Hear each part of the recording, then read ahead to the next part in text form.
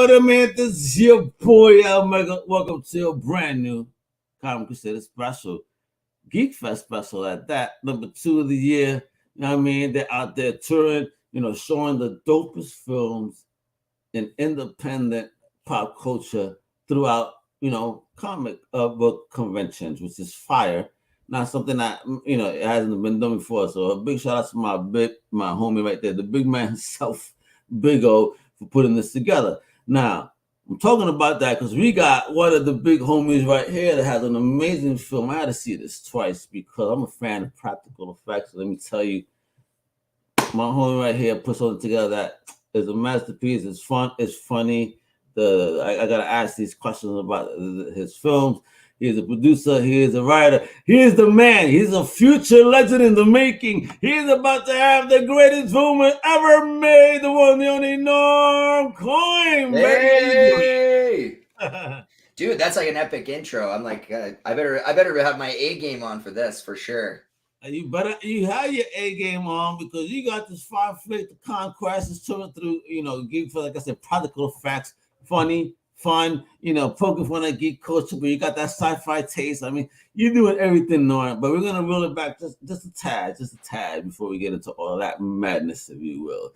And let us know a bit about yourself, brother. Like, where you from originally, and most important, what was the first thing you ever fell in love with across all fandom? Okay, so backing up all the way back to the beginning. I was a nerdy kid in a town called Princeton, BC, Princeton, British Columbia, Canada. Canada, bet, all right. Yeah. So spent a lot of time by myself reading them comic books, and my first love in fandom was the Chris Claremont X-Men run. Oh, cool. Yeah. What was the particular issue? Do you remember that you found? Dude, do you remember? I don't remember the particular issue. I think I was like, I think I was pretty young even at that point, man. There was that, and the other thing I remember is I remember sneaking heavy metal magazines, but I felt guilty about reading those because, I was still pretty young, and some of that stuff's pretty racy. Oh, guilty. My mama was buying me episode of Conan at 8 years old. Hey, Daniel, what up? She didn't know what she was buying me. She just thought cool covers. Since you're taking care of your younger brother, I'll buy you a comic book. Yeah. Then after I got the first time, I said, yeah, Ma, anytime you see these, go ahead and get me these. Dude, I remember buying those all the time. I remember one specific, can't remember what the story was called. But there was one where there was like 3 samurai guys that are training under Conan. They want to be the best. And what he does is, spoilers, he basically, like, he maims them, right? So he, like, because they attack him. So, like, they want to try and defeat him to be the best, but then he cuts out the one guy's eyes, and he cuts off the one guy's leg, and I think he cuts off one of the guy's arms. And then he's like, if you really want to be the best, now take, like, the way you are and go off and fight and all that kind of stuff. But man, he's hard as, I'm sorry, and just so I know, I'm like, there's no, is this like Please just be yourself. Yeah, no, but I'm like, just in case I swear, is that going to be a bad thing? Oh no, I don't care. Okay. Because I almost did there, and I was like, oh. Let me just give you an example. I don't give a fuck. This is not for children. All right, children do not buy books. It's the adults. So or they don't buy into the films. They're not the ones paying for these tickets to go into these conventions. Yes. So I do shows for us. So don't you worry about dropping F-bombs, B-bombs, whatever. Right on. Okay, man. Be good, baby. You let it go. So it was the X-Men. It was the X-Men. And so, you know what? I remember, like, through the years, I kept up with my comic stuff. I remember I had this one wicked issue. It was a Spider-Man versus Wolverine. That was I coveted that thing. Like, that's the one where he smashed him into the tombstone. Yes. Yeah. And he's like, I'm smashing him hard enough to wreck cars. We are the same age, yes, sir. I remember that book too, and I was fascinated because I didn't discover that one up until it was one of my uncle's cousins. Yeah. He was a collector, and he found out I was getting into comic books. And he goes, "Have you ever seen this?" Man, when I saw his long box of comics, holy smokes. And that one was dark, right? Like, so then through the years, I'm reading comics and everything like that. I caught wind of Comic-Cons, right? And I was like, always just wanted to go to one, right? How old were you on your first one? So when I went to my first Comic-Con, Yeah. how old was I? Okay, so I can backtrack this. I can tell you I was 35. So I didn't get to one. Yeah, I didn't get to one. So because I was like, I didn't have a lot of money growing up, right? So that wasn't on the table for me. Years later, I was working at a newspaper selling advertising, right? I started at this newspaper because I wanted to do an arts and entertainment magazine, but couldn't fund it myself. So I was like, well, I'll work at this newspaper, learn how to do it. I'll steal all their secrets, and then I'll start my arts and entertainment magazine. But it happened that it was a pretty cushy gig. So I was like, okay, well, you know what? Screw it. I'll pitch the idea to these guys and see if they'll let me do the arts and entertainment magazine. I don't have to worry about it. I'm still getting a paycheck. It ended up winning a whole bunch of awards. And at that point, newspapers are trying to diversify, right? They're like, they can see the writing on the wall. You know, the industry is changing. So they're like, what else do you have? Like, what else could you do? And so I was like, we should be doing live events, right? Because I have a background also as a promoter. I used to do nightclub promotions and stuff. And so I'm like, let's do trade shows. And all through my career, what I always try and do is I try and figure out a way for somebody else to pay for me to go somewhere or do something so that I don't have to pay for it myself, right? I get it. So I built my way up. I did a health lifestyle show. I did a bridal show. I did an outdoor adventure show. And then they're like, well, what's next? And I'm like, well, we should do a Comic-Con here. So Comic-Con, though, is like way different than like a bridal show or something like that, right? Like it's big money to do one of these things. So I map it all out, and I'm like, I need to do market research. So the newspaper sent me to a trade show or a Comic-Con called Calgary Expo, which is the biggest in Canada, I think, at this point. And so I went to it, and I was like, yeah, we should do one, because I could feel it, right? Like, I mean, there's an energy at a con. There's like nothing else. It's empowering. It's inclusive. It's engaging. Everybody's there for the right reasons. And so basically I come back and I'm like, okay, this is what it looks like. This is how much it's going to cost. And they had a conniption, because they're like, there's no possible way that we're going to spend that much money. I'm like, I'll demonstrate to you that it'll work.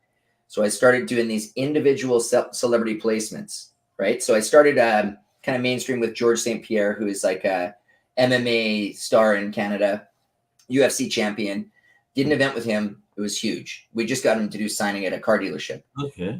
Then that set the stage for a guy named Kim Coates, who I'd seen at this Calgary Expo, and I liked his vibe. I liked how he was with fans. He was on a show called Sons of Anarchy. He was Tiggs on Sons of Anarchy. All right. That was huge, right? So then that set us up to, I was trying to build a relationship with this one agency, and it was the agency that does celebrity placement or appearances for William Shatner. Oh, cool. And so I'm like, I want to do this Comic-Con, and they're like, okay, we'll pick someone and we'll do somebody high profile, very high profile. We'll plug them into your market, and if that works with like all these elements, so like an interview, signing, autographs, all that kind of stuff, our photos, they're like, if that works, then we'll look at plugging in and helping you do your Comic-Con. And so the guy that they sent me was Ron Perlman. Oh shit. Yeah. So it was rad. So he shows up, and we were so green at that point that we plugged it into like a community fair. And so there's like an outdoor midway, right, of like thousands of people all around on like Ferris wheels and like all this kind of stuff. We put them on the stage where all the bands would play. Yeah. And we put seating out front, and there was like 2,000 people like outside seated on the midway. And when he walked out, you could hear a pin drop. It was crazy. You could still hear the ding, ding, ding, ding. But you couldn't hear a thing. Like, it was just like except him. And he was like, hey, Prince George. All of these scenes just stopped right in the middle of writing as soon as he hit the stage. Right? So then basically that set the stage for, they were like, we did well with it. And they're like, okay, 2015 I chose for my year. And they're like, who do you want? Look at our roster. And I was like, initially I wanted David Duchovny. But they said that it was a little bit more challenging to get him there, because Prince George, where I was doing the convention, smaller market, like it's only like 70,000 people. Yeah. And so, but they're like, you know what? Bill will do it. And I'm like, Bill who? And they're like, Bill Shatner. And I'm like, okay. So my first year at that convention, my lineup was William Shatner, Giancarlo Esposito, Jewel State, Isaiah Mustafa, who's the Old Spice guy, but he also went on to like It Too and Shadowhunters. John Delancey, so Q from Star Trek Next Generation, Gigi Edgley from Farscape, Michael Hogan from Battlestar. It was like an epic lineup. And so that convention actually celebrates its 10th anniversary this year. Okay. And so that is kind of how this project kind of came about is I basically, along the way, I became more attentive to the fact that if I've got this convention going and there's no gatekeepers around, I mean, maybe I should be a filmmaker because nobody's stopping me from pitching these guys my ideas, right? So I'm like, okay, well, I'll see about this, check it out. Along the way, we found out a partner of mine, he found out about this program that Stephen King had called the Dollar Baby Program. Have you heard of this? Never. Okay, so it just wrapped up. But since 1977, Stephen King was offering up to emerging filmmakers the rights to his previously commercially unreleased short stories. And you had to apply, right? And you had to have like a good pitch and a different way to do it. And if he approved you, you got the rights to that for a single American dollar. Yeah. Right. And so for us, we pitched that we chose a Sherlock Holmes story called The Doctor's Case. Yeah. And the conceit of it is it's the only story or the only case that Watson solves before Sherlock Holmes, because Sherlock Holmes has an allergy to cats. Yeah. Right. So basically what happened was we got our approval based on the fact that we got Denise Crosby to be in it. William B. Davis, who is the smoking man from X-Files. And then a guy named Michael Coleman, who was on a show called Once Upon a Time at that point. All right. And we were filming it at 3 National Historic Sites. So in a castle in Victoria, BC. And that all worked out well for us. Like it exploded, actually. We took it on the festival circuit. And that's the thing is with the Dollar Baby program, you don't get to own it, right? It's just to build your body of work up, right? And build your profile. So you're allowed to screen the films after you make them at educational institutions, at festivals, or for charitable events. And so we did that. We took it on the festival circuit. At that time, too, we didn't know anything about how to manage festival appearances, or we were just like totally green. That all concludes. And then about a year later, we start getting, I've got Google alerts on The Doctor's Case. And usually it's like, because it's the frame, The Doctor's Case, it's like, abortion law appealed in, wherever, or surgery gone wrong, or, dentist runs amok. But I got this dinging this one day, and it's like, ding, ding, ding. And I'm like, oh, that's weird. And it was Screen Rant. And Screen Rant had run an article that it was like the 5 best and worst Stephen King adaptations according to IMDb. What? And yeah, so I'm like, okay, well, I was scared to open it because I'm like, oh my God, we're probably one of the worst. Right? On which side am I? My God. Right? So, but we were the 5th best. So in front of us was like The Green Mile, The Shawshank Redemption, The Shining. Yeah. So I mean, like, there's a pedigree there, right? And so after that, we're like, okay, we're going to really take this seriously. So we started trying to, because now I've got the convention and I've got some profile as a filmmaker, and I'm starting to connect the dots, right? So I'm like, okay, I've started choosing guests for the convention each year based on people maybe that I want to work with. Nice. And then I leveled that up by doing one area of the convention. I got funding for it to do filmmakers, right? So we would bring in like an editor from Supernatural, or Writers Guild Award winner from Castle Rock, or director from Flash and Doctor Who, and they would do workshops, right? So, but then also that allows me the opportunity to get to know them. So then I build my Rolodex and, build the network in the industry. So I did that for a few years. And then coming off the pandemic, I was just like, because we almost didn't survive the pandemic. Comic-Cons, lots of them didn't, right? But coming off the pandemic, I was like, I need to figure out a way to level this up even more. And so I basically was like, okay, well, what I'm going to do is I'm going to actually get these filmmakers that are in this, we call it the creative corner, the filmmaker workshop area. I'm going to partner them with local emerging talent, and then in a sort of like a mentorship structure. And basically for that mentorship structure, what happens is everybody who works on that film gets to walk away with being part of a project with these very high level people, right? So for this film Conquest, we have head of the makeup department from Flash was our makeup artist. Her name's Tina Teoli. I partnered her with two local makeup artists. We've got prop builder Evil Ted Smith, who worked on The Fifth Element. I mean, you guys, do you know Evil Ted? No, I just love the name Evil Ted. What a name! Yeah, man. But then, costume designer from The 100. We've got the alien is Mark Meer, who is Commander Shepard from Mass Effect. I mean, I know that was a poster, but look, folks, I know this guy was all of us, but check it out. I mean, I was him in the green room. The practical effects, I love kind of seeing this coming back, but it's specifically how Indy's the one that's bringing it back. Mm-hmm. Like, look at that, Jesus. So talk to me, like, talk to me about the story, and then building this character, the makeup, why go that route? Thank you.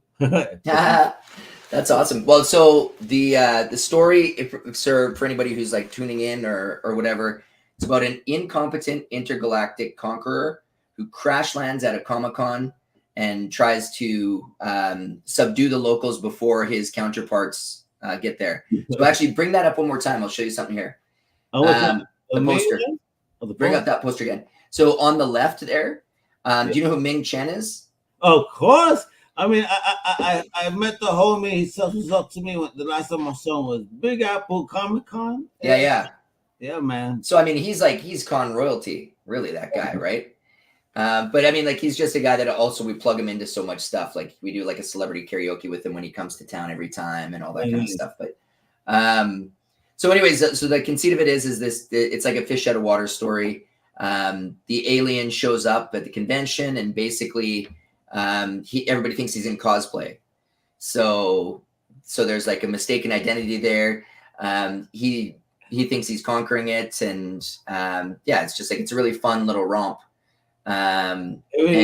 There's a scene like when he lands, and he's like, I get it. People at the con, like, do you not know? I wish we understood what he was, because it was like, people are like, I love it. Yeah. And I mean, like, for practical stuff that we did there. Well, first of all, we shot this thing during the convention. So the convention was going on as we're shooting it. So we just had the signs up that are saying, film in progress and everything like that.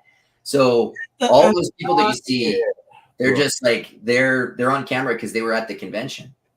Get the fuck out of here. So, what was the toughest part about, again, that's not a controlled environment, no matter how many signs you have. So how was it to film in such, in that type of environment? I mean, it was challenging. I felt bad because our director of photography is big on Atmos. So like, he's fogging the room like crazy. And I mean, that doesn't go over well with vendors who are trying to sell stuff, or like, if we're in their space. And for the most part, though, everybody got a kick out of it, and it's had such a crazy festival run, where now it's found its sweet spot in Comic-Cons. That seems to be who's picking it up like bonkers. And why wouldn't it, right? Like, I mean, a lot of these people that are attached to this thing are probably guests at their Comic-Cons. You know what? I mean, what better place for an alien to kind of invade if not a Comic-Con? Yeah, totally, right? I mean, for real, you know what I mean? Shit.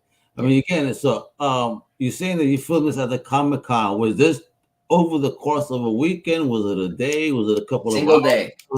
Single day. Single day. Yeah. Shit up. Damn. Yeah. So throughout the whole day? Yeah. So I mean, obviously the visual effects came in post later, right? Like, so, because we also had to be attentive to the fact that the guests are there to also, I mean, that's how they make their living, right?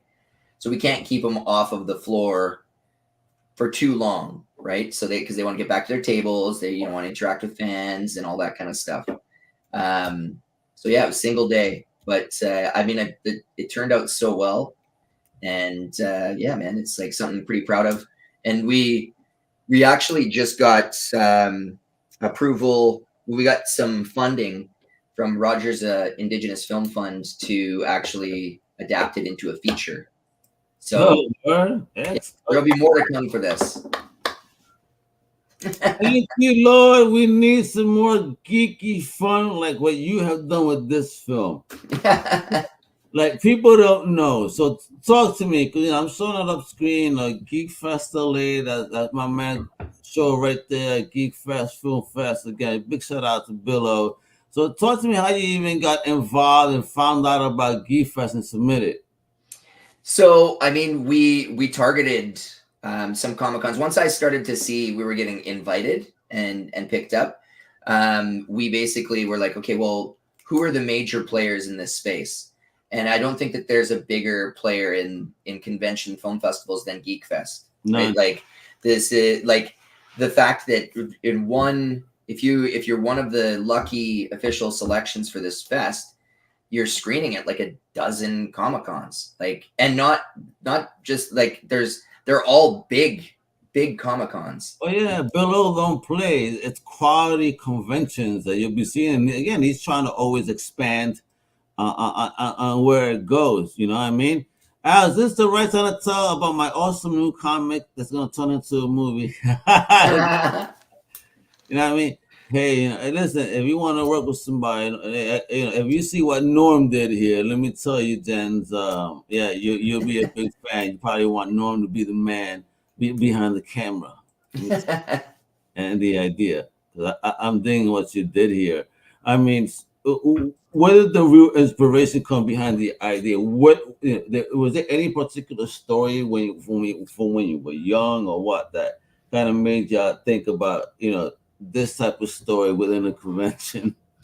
Do you know what? I'm trying to think of like when it all kind of came about, because I mean, like, I was honestly, when we do our films, we do two things. So one of the things we do is if we shoot a short, that short is specifically designed as a proof of concept for a longer version. Love right? it, PSP, baby. Love it. Yeah. So that was part of it. And then also as like a filmmaker, I'm like, I look and I'm like, what's in my toolbox? Right. So in my toolbox, I have a Comic-Con. Like that's a pretty grand toolbox, and like production value looks amazing because it's huge and there's like people there and booths and exactly. I mean, you're not investing, it's already there. Yeah. Right. I dig it. And then also I wanted Mark Muir to be a part of it, because so Mark Muir hosts our cosplay contest every single year in character in cosplay, and he's done like some weird and wild stuff. So I knew that like he was totally the guy that I want to lead this, and I was like, what is a character that he would be able to portray, and like it's kind of like weird and like over the top, and so that's kind of like how it started. And I feel like I may have been influenced too. One of our guests was Alan Tudyk.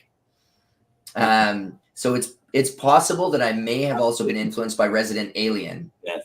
Because so influence Dark Horse comic book. You know what I mean? Yeah, yeah. Not many people realize it's based on a Dark Horse comic book. Oh yeah. All right. By an amazing creator. So you better check that shit out. I mean. Yeah, I dig it. Yeah, that's what I'm saying, because the way that he came about and then just fit in. I'm like, yeah, if this is such a thing as an alien in New York, that's exactly how he snaked in.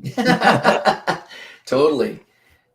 So yeah, man, and I mean, honestly, the response has been so insane to it, right? Like fire. It's I think that I'm gonna see people again. I mean, look at that. Look at how this mother effort looks, yo. Look at this. Could you imagine this guy shows up, but you think he's cosplaying, but it's actually the real thing.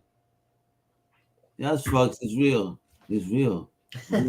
It's gold, right? And then you got that dope poster. I mean, look at that. I mean, who designed this poster too right here? So a friend of mine named Leah Coughlin. So she's She helps in like all aspects of the con. We actually we help out with like from time to time, and Thank you. so she is always doing like the graphic design, and she does the social media, and so she's got a foot in this world that is very valuable to everything we do. And so yeah, she did the artwork, and yeah, man. The actually pull the poster back up for a sec. I'll show you something. Okay, so that suit, like that helmet, that's something that Evil Ted Smith, who worked on Fifth Element, he designed that. I like that. Yeah. It does like maybe G.I. Joe is too, with like a space Cobra Trooper. Yeah, dude, totally. I mean, Yeah. I love this whole thing that you guys did here again. Here, you know, basically, you gave us basically just a tease. Yeah.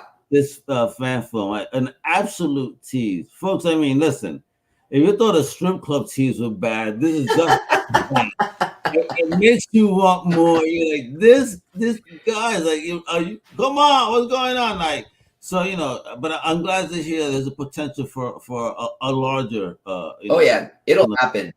Yeah, I'm a hustler. I always make that stuff happen. Norm Coyne, it's Mr. Coyne, the Coineverse. There we go. It is got Coineverse must happen. Again, I enjoyed it. Like I said, I watched it twice, put in a smile on my face. You know, I was like, all right, wait a minute. I'm just digging everything you guys did here. I mean, it's sci-fi, it's comics, it's culture, it's, you know, nerds being nerds. Like, yeah, cool. Yeah. Anyway, it's like that, you know, our ashes may be handed to us eventually by this person, but hey, you know, he looks cool. I mean, I think we did a good job of capturing sort of the spirit of a convention, right? Because you go and you know, it's your first time, and just like you're wowed by it, right? Like you're possessed by it because it's such a beautiful place. It's like it's so inclusive and so magical, right? So let me ask before we go, you know, there's a couple more questions. Like, you know, I know the film is touring. Will you be, you know, making any appearances in any other places where the film will show? Yeah, I mean, as many as I possibly can, right? Like, that's I love that stuff, man. I love going to other people's conventions because it's like a vacation. I hear you. You know, exactly me. I worked them, but at the same time, it's just fun. You know, for me, it's a blast. Like over the weekend, I went to Independent Comic Creators Con. Nice. It was a first year show. It was so full of life, you know, and all just independent focus, which was amazing. So I appreciate it. Nothing but comic books and book people, you know what I mean? From all over the world. So it was fantastic to see that, you know. So I hope to see you at one of these places. And dude, I'm sure our paths will cross at some point. They have to, especially when you need, you know, if you're gonna make the film, I'm pretty sure you need a loud Puerto Rican, or the alien does happen to have to kill for being so loud, you know. Oh, you're loud guy, boom. You go. Dude, we had that written in on this one, and we had to pull it out because I couldn't cast it. Oh man, but I'm here now. Now we know each other. Resuscitate and re-kill. Let's go. Let's make it happen. All right. So, any other plans outside of Conquest, or is this going to be the main focus for 2024? What's popping in the Coineverse for real? Well, we just wrapped we wrapped the first part, so we didn't wrap it completely. We shot last week. I was in Prince George shooting a World War II film. Oh, dope! All right. Yeah. So we had man, that one was a crazy production because it's the first time I had explosions on set, and like how that was like, oh, it's crazy, dude, so crazy. Yeah, so super exciting. And then and so there's one more scene, or a couple more scenes that we have to shoot for it that will be down in the Lower Mainland, so around Vancouver. So that's a longer feature film than what we get than Conquest. No, so this one is actually like, it's kind of like a blue chip festival short. Okay. Right. So I think it'll probably end up around 20 minutes. All right.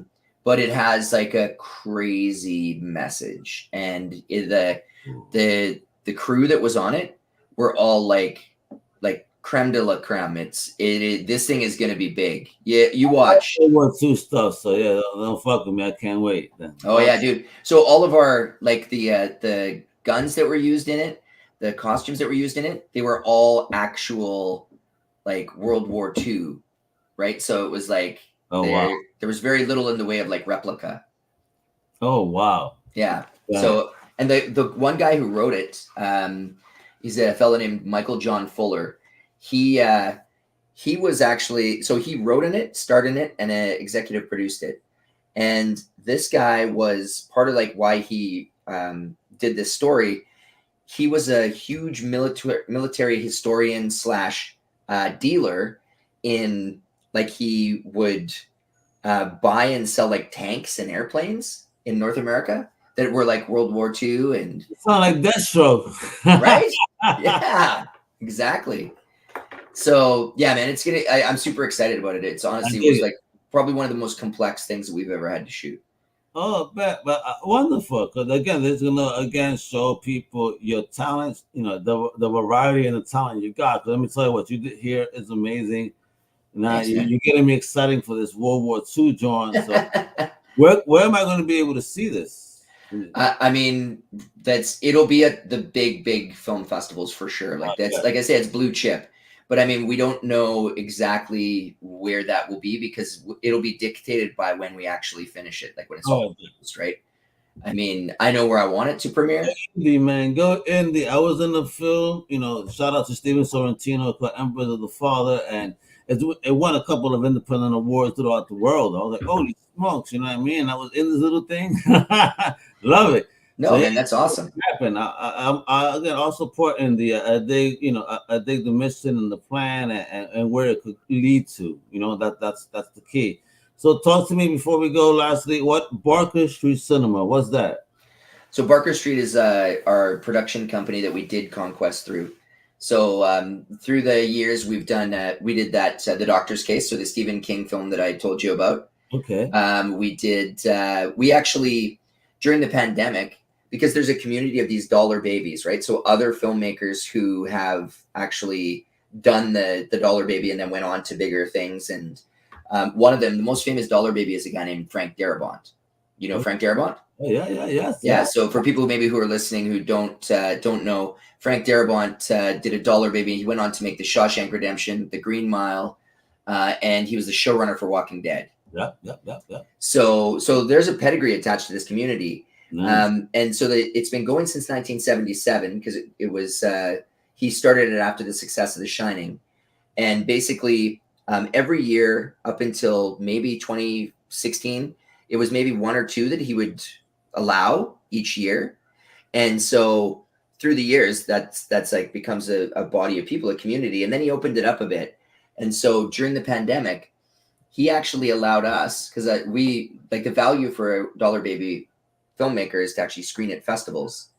And so because of the pandemic, there was no festivals, there was only online stuff. And so he gave us special permission to actually it was called the Stephen King Rules Film Festival. And it screened like online on YouTube in like 28 countries. We had like, it was crazy how much press we got. We were like on Nerdist and Mashable and Fox and CNN and like all this kind of stuff.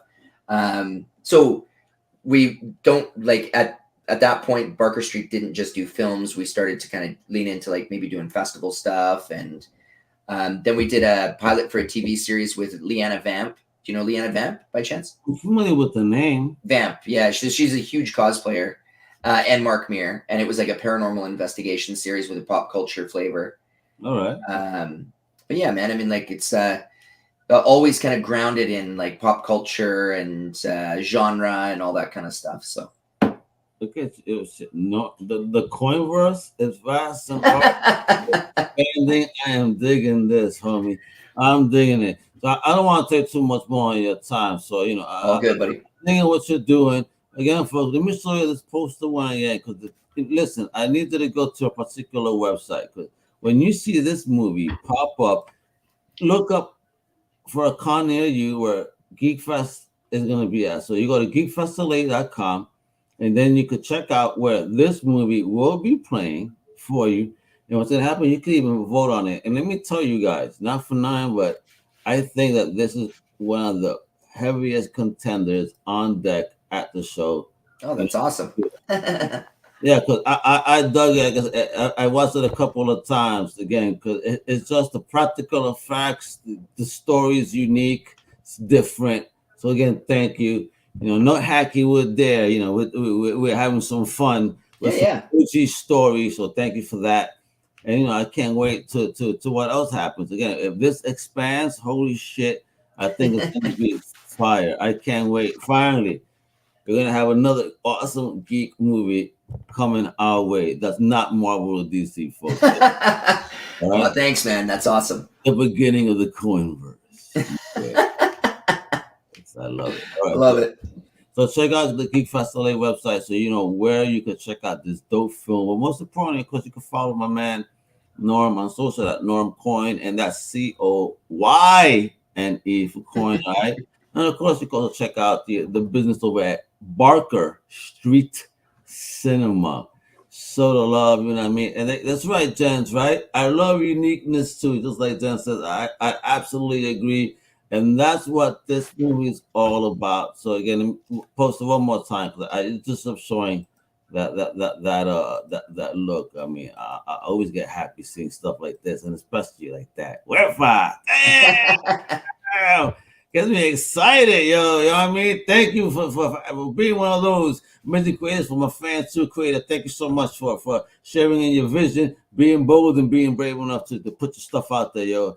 I dig it, and I know everyone else will too. So with that, Bill, you too rock. That's for showcasing amazing filmmakers like that through Geek Fest FilFest. Hasta la próxima, mi gente. ¡Wepa!